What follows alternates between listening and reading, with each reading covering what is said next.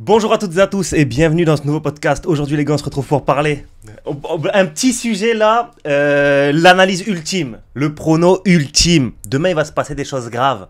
Nico il pense que Khamzat, bon vas-y j'ai pas envie de spoil mais vas-y Nico on va dire qu'il est d'un côté et moi je suis d'un autre côté.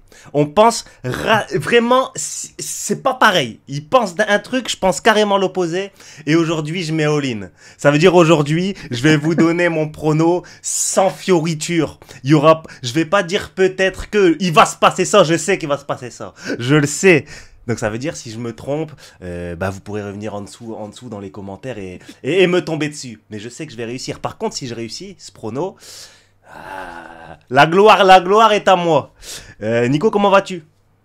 Ah, ça va super, hein. Écoute, j'ai hâte qu'on en parle et j'ai hâte de voir tous les combats, hein. Et toi? Ouais, bah ça va très très bien. Bon, normalement vous l'avez vu au titre de la vidéo à la miniature, on va parler de Khamzat Chimaev contre Dricus du Plessis, plutôt Dricus du Plessis qui est champion contre Khamzat Chimaev.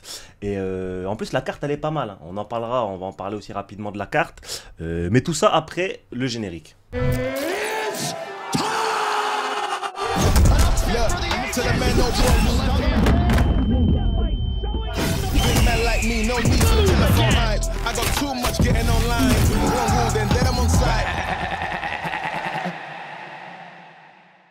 Voilà les gars, de retour pour parler de cette UFC 319 et aussi et surtout du main event de Khamzat Chimaev contre Dricus du Plessis. Les gars, pourquoi? Vous voyez pas que je suis pas comme d'habitude là, je sais qu'il va se passer quelque chose et quelque chose de grave. Je sais qu'il va se passer quelque chose de grave, je sais que ça va choquer le monde. J'avais encore Dricus au téléphone il y a 2 minutes, il me disait qu'il était serein et que le groupe vivait bien. Il y a encore 3 heures, Dricus était à ma gauche là dans le sauna portatif, il est en train de me dire qu'il était serein et que le groupe vivait bien. On échange régulièrement comme ça et à chaque fois que je l'ai au téléphone, il est plus serein que la veille. Et bon, je pense qu'au moment du combat, ça va être magnifique. On rappelle, pour ceux qui arrivent, qui ne connaissent pas forcément le MMA, parce que oui, il y en a aussi, on va rappeler un peu qui est qui. Tu veux présenter qui? Tu présentes Khamzat? Si tu veux. Donc je vais présenter Dricus du Plessis. Dricus du Plessis qui est le champion actuel, qui est en 23 victoires, 2 défaites. Ses seules défaites, c'était au KSW à l'EFC, qui est une organisation EFC, pas UFC, EFC, c'est une organisation en Afrique du Sud, pardon. Bon, il a perdu là-bas par soumission. Après, il a perdu lors de sa revanche contre Roberto Soldic au KSW. Bon, il a perdu par KO et après invaincu et surtout invaincu à l'UFC. Donc Dricus du Plessis, c'est un peu le mec, on se dit ouais, il est nul, il est nul, il est nul. Et après, je crois que c'est à partir de son combat contre Robert Whittaker, on a commencé vraiment à se dire ah ouais. Après Whittaker, on continue à se dire ouais, peut-être c'était de la chance. Après, il a pris Strickland. Après, il a pris Adesanya. Il a repris Strickland. Là, on se dit non, c'est bon. Et aujourd'hui, il vient prendre Khamzat Chimaev. Il va combattre contre Khamzat Chimaev. Et ce qu'il y a de particulier un petit peu avec ce mec-là, pour ceux qui connaissent pas Dricus du Plessis, c'est qu'il a un style unorthodoxe, vraiment peu... On peut croire que c'est brouillon, son striking, il est brouillon mais efficace. En fait, tellement il est brouillon que tellement il est pas orthodoxe, t'as l'habitude, parce que les combattants d'élite, ils ont l'habitude de tourner avec des combattants d'élite, donc un jab, c'est un jab, tu vois, les angles d'attaque, c'est à peu près les mêmes, les timings c'est à peu près les mêmes, donc tu t'habitues à ce modèle-là, même si ça peut différer d'un combattant à un autre. Avec Dricus du Plessis, c'est à contre-courant total, les timings sont bizarres, les angles de frappe sont chelous également, et donc du coup, ça c'est ce qui fait sa force. Un très très gros mental, et vraiment une résilience, c'est vraiment le mot qu'on peut dire pour Dricus du Plessis, c'est une résilience, il peut plier mais il va jamais rompre. À l'image des champs d'herbe, quand le vent vient taper, et l'herbe elle se plie, mais quand le vent arrête de taper, elle se remet droite. Voilà, ça Ah, c'est c'est beau, c'est beau. Dricus du Plessis, résilient, il se plie mais il ne rompt pas. Donc du coup, pour moi c'est ses grosses forces, hein. Son imprévisibilité, sa force physique aussi, parce que je ne l'ai pas dit, mais très gros gabarit, on en parlera après, parce que c'est un sujet aussi avec Khamzat Chimaev. Sa résilience et sa capacité à travailler dans une zone où son cardio est HS, en tout cas on pense qu'il est HS. C'est Dricus du Plessis, je pense que j'ai fait le tour. Voilà, j'ai dit 23 victoires de défaite, invaincu à l'UFC, et voilà, je pense que... Et a battu de grosses légendes comme... légendes... Oui, Adesanya, Whittaker, oui. Après, il a battu Sean Strickland, un peu moins une légende, mais quand même, c'était pour sa défense de titre. Donc voilà, je pense que j'ai fait le tour pour Dricus du Plessis. Place à toi, Nico, pour présenter Khamzat Chimaev. Ouais, bah, je pense que Ramzat est quand même plus connu que Dricus, des gens qui suivent pas trop le MMA. Mais en tout cas, c'est un combattant qui est invaincu, il est en 14-0. C'est un mec qui avait une hype énorme quand il est arrivé à l'UFC. Enfin, après ses premiers combats UFC, il roulait sur tout le monde. C'est vraiment, vraiment un rouleau compresseur dans ses débuts. Et surtout, je crois qu'encore aujourd'hui, c'est le record des 2 victoires. Je pense que c'est 2 finishes les plus rapprochés dans l'histoire de l'UFC. Je crois que c'était en 10 jours. Si je lève le doigt, est-ce que je peux te couper? Ah non, non, mais si je lève le doigt, désolé. Parce qu'en fait, tu dis que Khamzat il a roulé, il roule sur tout le monde. Bon, il a roulé sur John Phillips, ne sait pas se battre, sur Rhys McKee, ne sait pas se battre, contre Gerald Je parlais de Marquette. ses débuts, Bah oui. attention. Ah, hors UFC. Non, laisse-moi arriver. Non, juste début UFC, je parlais juste des Bah débuts ouais, UFC. bah c'est ça. J'y arrive. Gerald Marquette ne sait pas se battre, Li Jingliang ne sait pas se battre. Et après, contre Gilbert Burns, c'était une autre histoire, bizarrement. Donc voilà, j'ai levé le doigt, petit aparté, mais allons. C'est arrivé un peu tôt l'intervention. Et aussi, non, juste désolé. Hein. Bon les gars, on est là pour, on va essayer de prendre le temps de tout parler. Donc, mais je précise mes respects à Khamzat Chimaev, un ami, dans le doute. un ami de longue date dans le doute où ça lui traduirait la vidéo. Parce que voilà, YouTube ils m'ont envoyé là un mail, ils m'ont dit que mes vidéos allaient être automatiquement traduite en anglais, donc je pourrais mettre en anglais si je veux. Bon voilà. Voilà, Vaut mieux couvrir ses arrières. Mes respects, Khamzat Chimaev. Cette vidéo sera basée sur le signe du respect. Donc voilà, Nico, tu peux poursuivre. Mais ouais, du coup, au début UFC, comme tu as dit, il roule sur John Phillips, Rhys McKee, Gerald Meerschaert, tout ça. Ne savent pas se battre. Bref, il faisait très très peur. Ensuite, il y a eu le Covid, et c'est là qu'il a commencé à avoir pas une baisse de hype, mais en tout cas, on a commencé à avoir quelques soucis. Il a eu le Covid, il a eu un très gros Covid, il a commencé à avoir des problèmes de santé, il y a eu des pull-outs, il devait combattre, je crois qu'il devait combattre 2 ou 3 fois Leon Edwards, ça s'est jamais fait. Au retour du Covid, il affronte Li Jingliang, donc pareil, il y avait une grosse hype, c'était le premier adversaire, je crois qu'il était classé à ce moment-là, Li Jingliang. Et pareil, il lui roule dessus, il le porte, il parle à Dana White en même temps, enfin voilà, c'était vraiment un rouleau compresseur. Et ensuite, le train a commencé à légèrement dérailler, on a commencé à vraiment voir des failles. Contre Gilbert Burns, c'était le premier combattant du top 5 qu'il affrontait. Il s'est fait knockdown, il a eu du mal à emmener au sol, à garder au sol Gilbert Burns, donc c'est à ce moment-là qu'on a commencé à voir quelques petites failles. Mais malgré tout, il arrive jusqu'à présent toujours à prendre la victoire. Il a roulé sur Kevin Holland entre temps, mais bon voilà. Et ensuite, contre Kamaru, le combat est très serré. Il arrive à rouler sur Kamaru dans le premier round, mais ensuite, on voit qu'il y a beaucoup moins de rythme, beaucoup moins de volume, et que Kamaru, si c'était en 5 rounds, il aurait probablement gagné. Et son dernier combat, donc c'était son premier combat contre un adversaire classé en middleweight, c'était contre Robert Whittaker. Et bon, pour le coup, il lui roule aussi dessus. Peut-être que si Whittaker avait pas mis un dentier ce jour-là, voilà, le combat aurait pu continuer un peu. Mais toujours est-il qu'il arrive à le ramener au sol, à lui passer dans le dos dès le premier round. Et il le finit au final sur un triangle arrière. Donc voilà, combattant avec une grosse hype. Encore aujourd'hui, il a quand même une grosse hype, c'est pour ça qu'on a hâte de voir le combat aussi. Mais il y a des incertitudes et des questionnements sur lui au niveau du cardio un petit peu, et aussi de la gestion d'énergie plus qu'autre chose. En fait, t'as vu, je suis content de faire cette émission parce que j'ai trop de trucs à dire. Et en fait, ce qui va m'énerver, c'est que t'as vu tout ce que je vais dire, c'est vrai.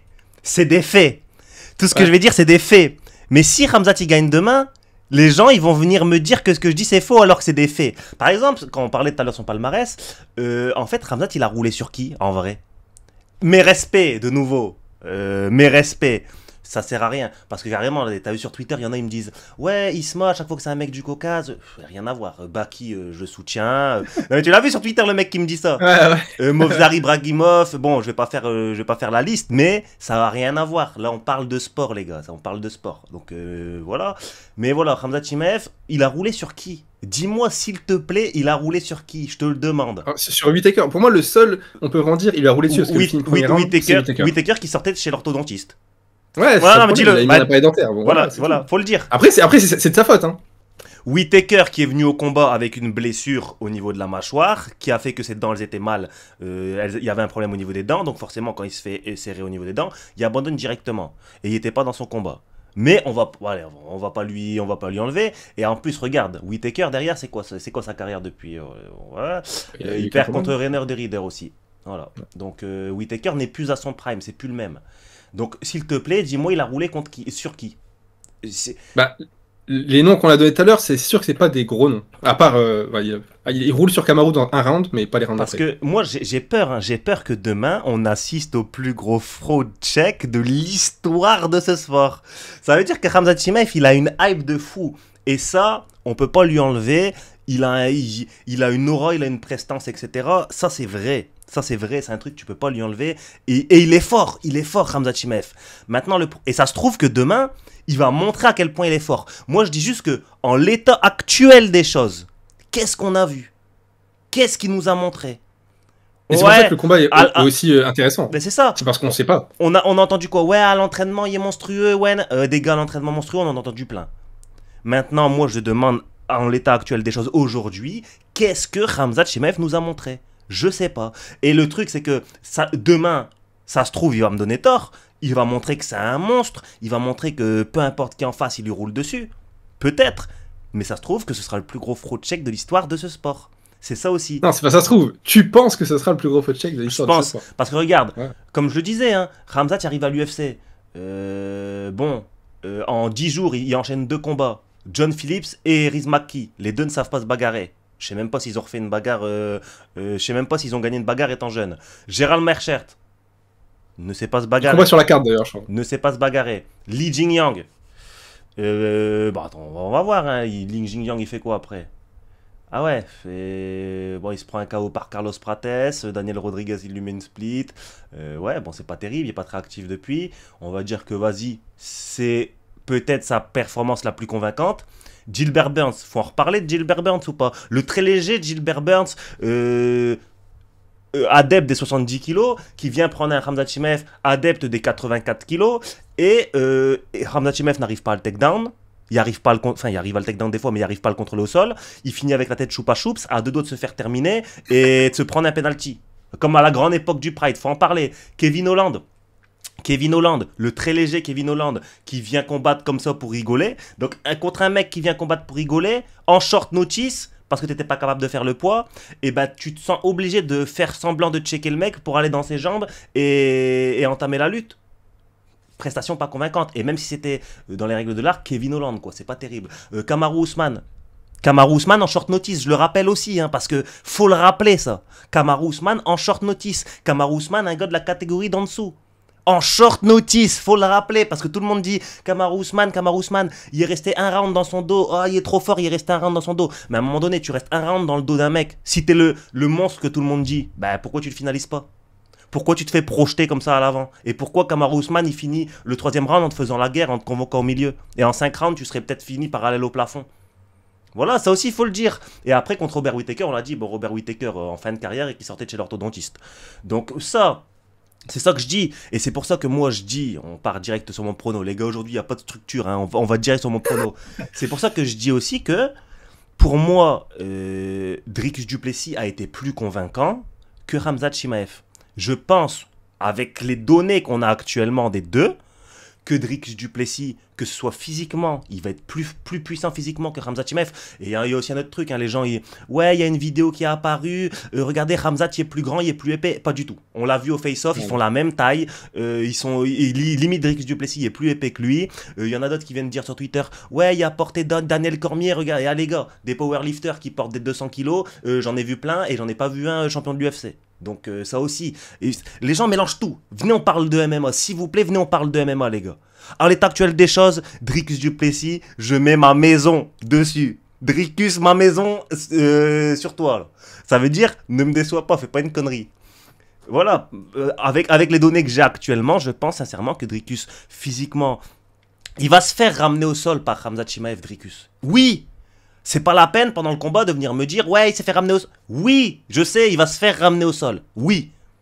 Il va être en difficulté, oui, mais il va se relever, il va le ramener au 3, 4, 5 et là ce que je suis en train de dire va prendre tout son sens.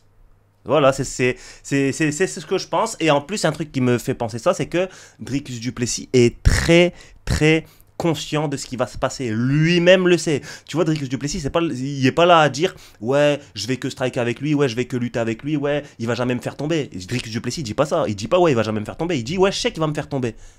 Je sais. Mais on va voir après. Et c'est ça qui me conforte dans l'idée que Dricus du Plessis va boire Khamzat Chimaev demain. En vrai, tout ce que tu dis, je pense que les gens valideront, mais ça se tient de fou. Hein. Toutes les questions qu'on a sur Khamzat, c'est sûr que si on met Khamzat favori dans ce combat-là, c'est qu'on suppose qu'on va voir quelque chose de nouveau entre guillemets de Ramzat. Soit c'est en termes de finition quand il est dans le dos, soit c'est en termes de cardio. Enfin, on suppose forcément quelque chose si on met Ramzat favori. Moi, j'en avais déjà parlé quand on a fait une vidéo dessus, mais moi, la take que j'ai, c'est que le niveau de grappling en middleweight par rapport au KT en dessous, il y a vraiment un cran d'écart. Et en fait, quand tu pars de ce principe-là, en fait, Ramzat, il peut vraiment rouler sur beaucoup de gens. Moi, je pense vraiment qu'il y a une vraie diff de niveau en termes de grappling, et je pense surtout que le grappling défensif de Duplessis est moins fort que son grappling offensif. On a vu des belles séquences de lui offensivement, défensivement, un peu moins. Bon, il y a pas mal de séquences. Bon, contre Brunson, il y en a une. Je crois contre Darren Till aussi, il y en a une qui est un peu dégueulasse. Enfin, bref, il y en a plusieurs moments dans sa carrière, contre Whittaker aussi. Il y a plusieurs moments dans sa carrière où on a vu que son grappling offensif n'était pas aussi fort que son grappling offensif. Et donc, je pense que Ramzat va vraiment lui faire très mal dans les moments où il va pouvoir le ramener au sol. On est à peu près sûr que Ramzat va le ramener au sol. Moi, je pense qu'il va vraiment lui faire très mal, trop mal, et qu'il va même réussir à le finir. Mais en vrai, l'idée de Duplessis va survivre et lui faire mal dans les rounds de 3, 4, 5, en vrai, elle se comprend totalement. Moi, je pense juste que Ramzat va le finir, mais s'il le finit pas, en effet, si on arrive à la fin du deuxième round et que Ramzat l'a pas fini, mon prono, je pense, il saute, il passe à la poubelle, et je pense que Duplessis va l'allumer dans un 3, 4, 5. Juste, je pense qu'elle finira avant, quoi.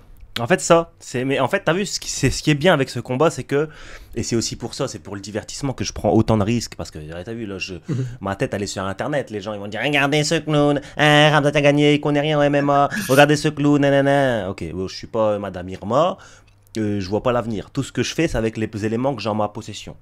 Les éléments que j'ai en ma possession, comme je l'ai dit, c'est que Ramzat, pour moi, il n'y a rien prouvé pour l'instant. Tout ce qu'on sait, c'est que il est fort à l'entraînement, ceci, cela. Ok. On sait que Dricus du Plessis, physiquement et au niveau du mental, il va pas se faire briser. Maintenant, si on arrive au premier round, deuxième round, en fait, comme tu l'as dit, Khamzat Chimaev, il a 2 rounds pour boucler ça. Il combat comme d'habitude, mais je pense encore. Et parce qu'il faut parler aussi du cardio de Khamzat Chimaev.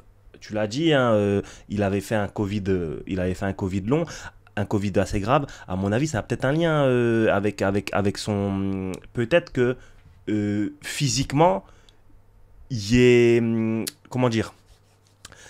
En fait, tu vois, il y a des gens, ils peuvent s'entraîner au cardio. Leur corps, il est limite à un certain cardio. Je pense notamment à Conor McGregor. Tu vois ce que je veux dire? C'est des gars, et il y a des gars, je sais pas, un Max Holloway ou quoi, ils peuvent continuer, parce que physiologiquement, c'est pas fait de la même manière. Et tu vois, le fait justement que Ramzat, il avait fait une sorte de Covid compliqué, est-ce que ça serait pas peut-être comment il est constitué dans son cardio, etc. C'est pas un mec qui peut étendre son cardio et des efforts répétés sur longtemps. Donc en fait, le truc, c'est que... Moi, je vois pas vraiment comme ça. Je pense que c'est pas tant comment il est fait, c'est sa manière de combattre qui fait qu'il est autant fatigué. Parce que c'est le seul mec qui met autant d'énergie et autant de force dans les 5 premières minutes du combat. Tu vois personne qui shoot aussi vite, qui garde un grip aussi fort pendant 5 minutes. Vrai, il a jamais son grip en 5 minutes. En vrai, c'est de la folie. Donc moi, je pense que c'est plutôt la manière du combat et sa gestion d'énergie qui fait qu'ensuite, il est obligé de se reposer à un moment ou à un autre, parce que c'est inhumain sinon de tenir un mec de 90 kilos comme ça pendant 5 minutes. Quoi. Ouais, je te dis, t'as totalement raison sur ça. Hein. Khamzat Chimaev, ouais, c'est vrai que même dans sa façon de combattre et dans sa façon comme tu l'as dit, hein, d'apprendre le combat, sa vision du combat, il veut finir peut-être le plus vite possible. J'ai fait, je pense, une petite erreur. C'est peut-être plus sur ça que son cardio il repose. Maintenant, le problème, c'est que est-ce qu'il sait faire autrement? Tu vois, j'ai l'impression qu'il sait vraiment pas faire autrement.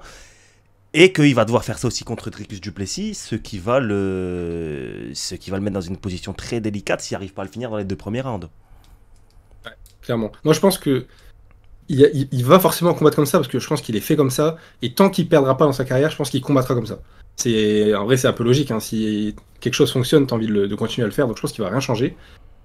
Par contre, je pense que s'il se rend compte que vers le milieu du deuxième round, il arrive vraiment pas à le finir, c'est possible qu'il commence déjà à relâcher. Contre Kamaru, on a vu dès le début du deuxième round, il a vu que Kamaru avait tenu, il a commencé à reposer son jeu, à prendre son temps et tout ça. Au final, il était quand même fatigué, c'était pas suffisant, mais au moins il a eu l'envie de prendre son temps. Je pense qu'il fera à peu près pareil contre Duplessis s'il voit qu'au final ça fonctionne pas. Parce que tu vois, on dit Kamaru Usman c'est un très gros lutteur, etc. Oui, mais physiquement, Dricus du Plessis est très solide. Ouais. Dricus du Plessis, tu peux dire ce que tu veux, hein, grappling défensif, etc. Ouais, c'est pas. Mais pour moi, ça va être suffisant. Et ce qu'il y a de plus impressionnant avec Dricus du Plessis, c'est son mental. Vraiment, son mental, j'ai vraiment l'impression qu'il va pas se faire briser. Et ce que les gens ils savent pas aussi, c'est que Dricus du Plessis, tout le monde le voit comme le petit nouveau, le petit nul, etc. Invaincu à l'UFC. Il a perdu juste. Bon, quand il a perdu, ouais, c'est vrai. Après, il y a un truc, c'est que quand il a perdu, c'était il a perdu par guillotine. Il était parallèle. Il y a pas de guillotine et il était parallèle aussi. Et il a été parallèle. Il a perdu par guillotine et il a été parallèle au plafond aussi. Donc peut-être ce petit truc a déjà perdu par soumission. C'était en 2018, on est en 2025, presque 2026. C'est pour moi les gars, hein, je fais ça pour le divertissement. Je prends le risque de dire que Dricus du Plessis va le faire, mais j'en suis pas certain parce que je ne vois pas dans l'avenir. En tout cas, avec les éléments que moi j'ai en ma disposition, je pense clairement que Dricus du Plessis va gagner. Maintenant, si Khamzat Chimaev gagne, bon c'est le jeu, vous allez me vanner un petit peu. Le soleil se lèvera toujours à l'aube. Il n'y a pas de problème, mais voilà. Mais aussi, bah, tu as parlé du cœur du Plessis. Il y a une séquence qui résume trop bien ça. Bah, Adesanya, il en a déjà parlé plusieurs fois. Mais je crois que c'est le début du round 4 contre Adesanya, où on voit qu'il est vraiment fatigué, il est vraiment dans le dur. Il tente un takedown sur Adesanya, il a déjà pris quelques coups. Il tente un takedown, Adesanya, il lui sprawl le crâne sur le sol.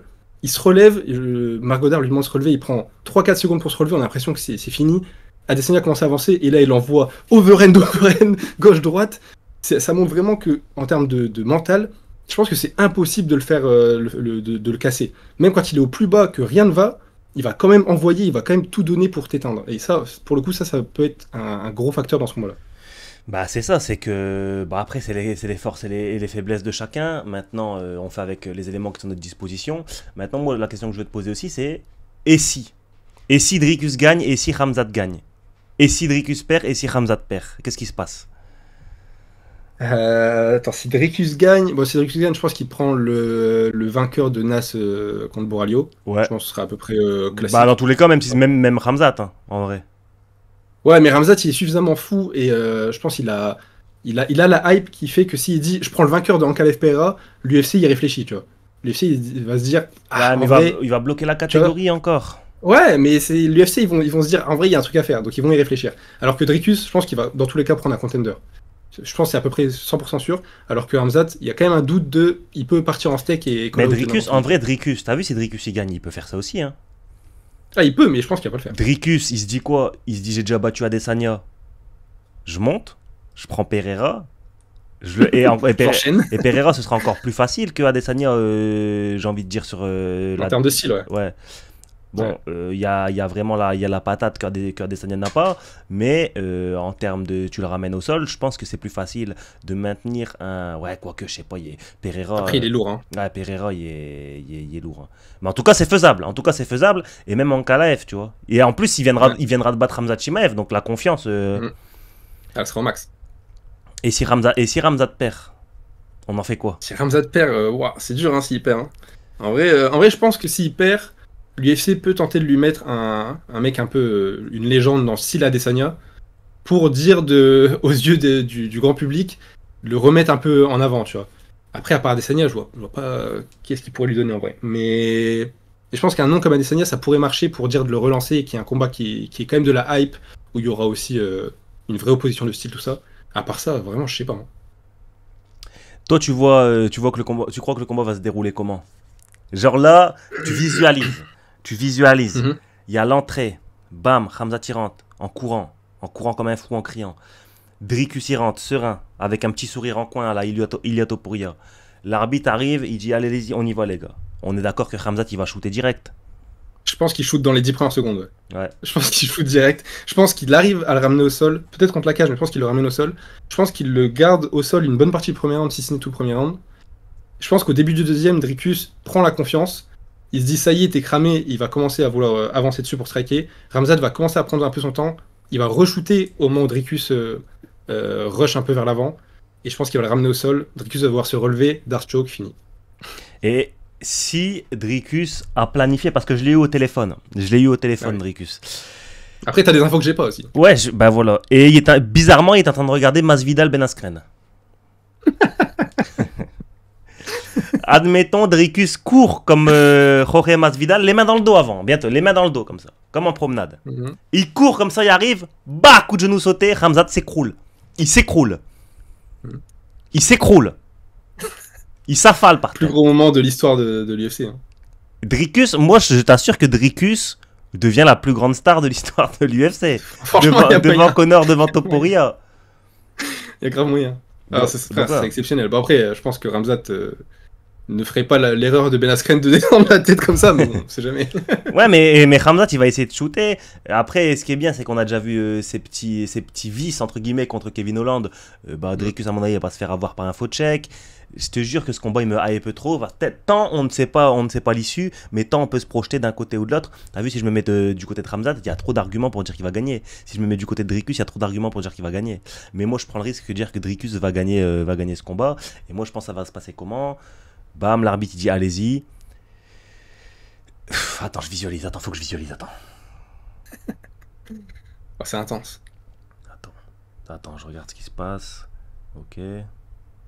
Il a une boule de cristal, hein, celui-là. Alors, Khamzat, il fait comme ça. Il fait semblant de mettre un jab. Il court comme ça. Dricus, il se fait attraper. Il essaye de retomber, genre un peu comme ça, là. Il tombe sur les fesses. Il essaye de se ramener comme ça. Il va vers la cage, comme ça, tu vois, quand il se traîne vers la cage. Khamzat, il fait son travail. Le round 1, il passe. Le round 2, à peu près pareil, mais sauf que là, Dricus, il arrive à se relever. Le round 3, Khamzat n'arrive plus à le ramener. Et là, convocation. L'engrenage. Et là, après, là, je peux pas. Là, ma vision, elle s'est arrêtée. Après, et là, on verra ce qui se passe, tu vois. Donc j'ai hâte. En tout cas, j'ai hâte de voir ça. Et dans les commentaires, les gars, n'hésitez pas à nous dire ce que vous en pensez. Hein. Vous avez compris, on essaie de prendre chacun un petit risque. Bon voilà, il n'y a pas mort d'homme, hein. Même si on se trompe, c'est pas grave. Mais moi, je pense que Dricus va gagner. Nico pense que c'est Khamzat Chimaev qui va gagner. Dans les commentaires, j'ai hâte de voir vos pronos. Et particulièrement maintenant, les gars.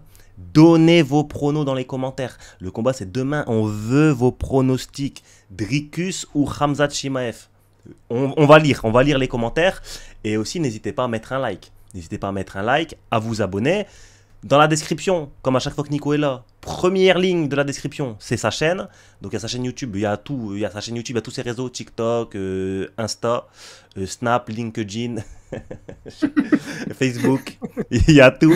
Donc n'hésitez pas à aller vous abonner à lui, surtout les gars. Avant de vous abonner à moi, allez vous abonner à lui parce que il se rend disponible pour faire les émissions et tout, donc c'est le plus important. Et puis voilà, je pense qu'on a fait le tour. Et aussi, un truc, j'ai la chaîne Pugiclip. Dans la description également. Dans la description, il y a un tas de choses. La chaîne, et je vous demande de vous abonner à fond. La chaîne Pugiclip, c'est ma chaîne secondaire où il y a des petits morceaux, des grosses interviews essentiellement. Donc n'hésitez pas à aller vous abonner. Il faut qu'on passe les 1000 abonnés là. Donc je compte sur vous. Nico, est-ce que tu as un mot de la fin? Non, bah écoute, merci à toi. Hein. C'est toujours très cool de venir parler et rigoler des combats comme ça. Je kiffe. J'espère que les gens kiffent et j'ai hâte de lire les commentaires et hâte de voir le combat samedi. Hein.